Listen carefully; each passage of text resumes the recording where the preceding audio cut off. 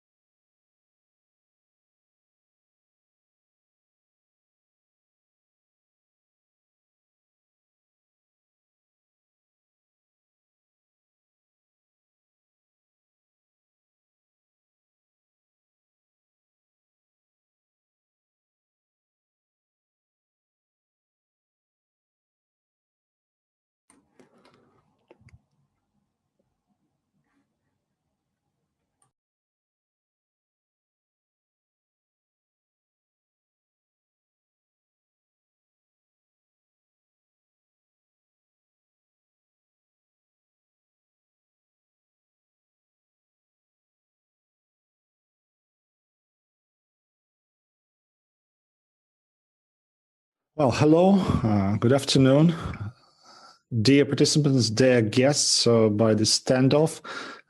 Поставьте на мьют микрофон, я слышу себя. My name is Aleksey Lobzin. Ребят, выключите Team, мьют поставьте. I'm going to be making the overview for the experts. We're going to make some live interjections from the test site where the attackers and the defenders and the CyberTatars and MoscowMasters participate there in the virtual room. We have 4 experts. Lev Afanasyev, the head of the anti-fraud solutions, has explained about how fraudulent schemes have been changing over the last few years and how it's relevant to withstand fraud when you cannot really trust anyone, even the customer. Then Yuri Butuzov followed, who is the head of the data protection department, who was speaking about using big data to build analytical data storage. He shared some experience with the use of the big data with some prospects on developing those technologies, followed by Denis Bubnov, our system engineer, who surprised everyone, I guess. He even surprised us. He completely had built his presentation in English, and I guess our HR experts should take a closer look to Denis. It was about building secure data storage and processing centers. It was using one of the examples of the big banks we worked for, and it was closed by the presentation of Vadim Mironov, the head of the business analysis group, one of the heads. He spoke about the analysis of the business tools can help us with the simulation of cybersecurity scenarios. And we are smoothly moving from these business presentations to the standoff test site at 12 o'clock exactly. The battle started here. The CyberTatars and MoscowMasters are the participants of this cyber battle from the innoSTage, and their Moscow colleagues, they are the defenders. We are defending 3 locations, the amusement park, the business center, and traffic light management center. Some rules that were stipulated. The main rules were identifying hackers, identifying attacks, not just allowing them to happen. The average time for the investigation of these incidents is to detect and provide the report. And I guess it was supremely professional in these conditions when the defenders could actually follow the hackers' activities in real time and very quickly provide a report on any incident. Obviously, in real time, these metrics in the information security may look very different, but the task is to not let these incidents happen in the first place. That's regarding the rules. Now I would like to say a few words about the preparation. By the rules of this cyber test site, by the rules of the standoff, we had been allocated 4 weeks for preparation, but for various reasons, we only had a week and a half to prepare. Well, on the one hand, it was extremely challenging to get ready for that and to prepare for that war was difficult in a short space of time, but the war is always the war. Nobody warns you about that to begin. It always starts instantaneously. So we just use that approach from day one, and the first priority for us was actually understanding what kind of an object we control. Then manually and by automated means, we did the inventory analysis and the protection status. Then we wanted to very quickly brush it up and patch some security holes, and then the guys would just carry on adapting the analytics package to the infrastructure. They're currently doing that exactly. We were brushing it all up and cleaning everything up. They didn't want me to elaborate on the exact defense team activities, of course, because they didn't want to reveal any information about the infrastructure. So my purpose here is to speak in an interesting way for the public. So I guess as we progress, as this whole event progresses, I will be unveiling the infrastructure of ours more and more. And in the end, on November 17th, we will draw the line, we will disclose everything, we will show the whole infrastructure, and we will show obvious and less obvious breaches in the defense of our facilities and how we actually created our defense mechanisms. So today, I would like to say that we have changed the rules of these passwords. We have changed all the default passwords for more complicated ones. And we have, of course, changed the firewall rules. You can move from one network to another, but there is no such opportunity. And we defended the DMZ segment, and we had made sure that we had adjusted the transfer of all of the events to the CRM system. And we are currently monitoring it and adapting the rules, like I said. So this is this is regarding the preparation of our team, which was done in a very quick way. And before we speak about the object itself, I would like to give the floor to the head of our cybersecurity department, Vladimir Dmitriev. Vladimir, could you please tell us a few words about what you expect from this event and why we're actually distracting the guys from the current work? Hello, Aleksey. Well, hello, everyone, and I would like to welcome everyone who's watching us. I'm very happy to see you once again. And why we're distracting the guys, that's the question, really. Well, this standoff for us is an exercise. That's an exercise to get the real practical experience for the battle. So,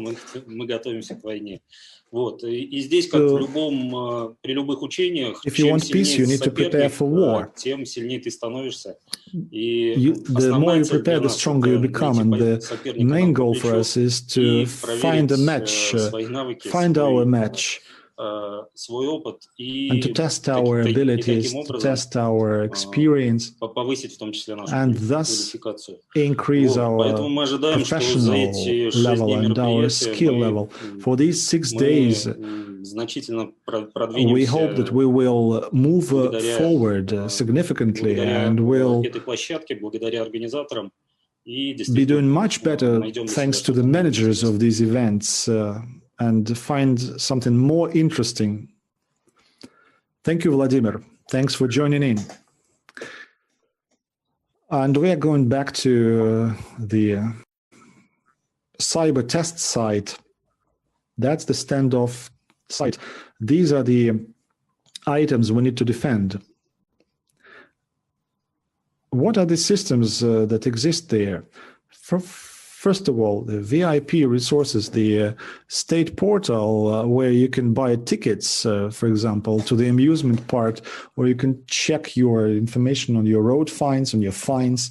And there are different management systems, for example, the management of air conditioning system, traffic lights coordination system, and this Ferris wheel controls, and also the user machines, the servers where all the users' data is sitting, also containing some confidential data.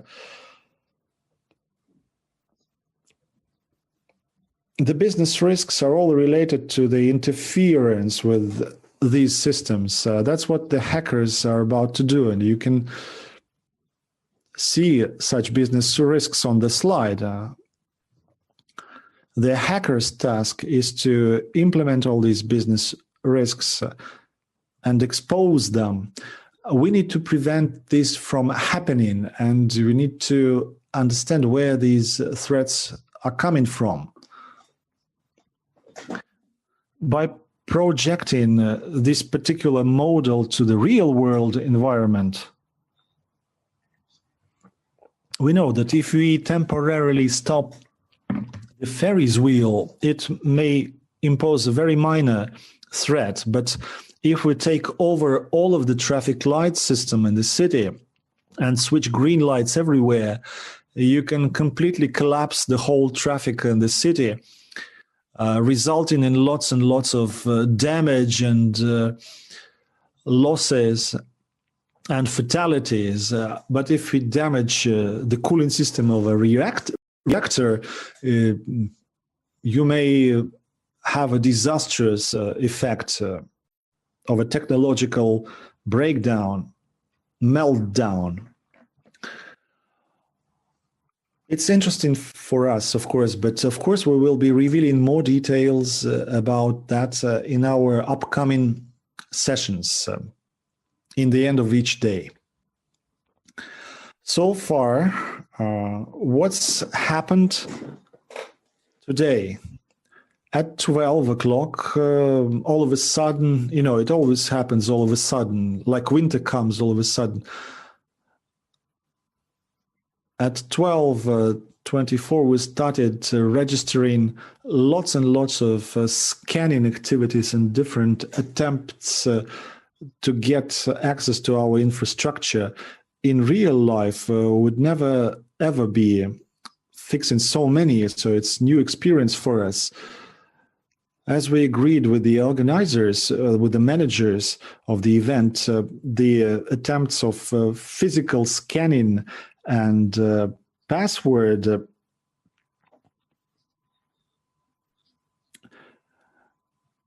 scans were not taken into account. It's a normal state of events. It's normal state of affairs. But if we take a look at the portal right now, you can notice that there are a few hacker teams that have already scored enough points.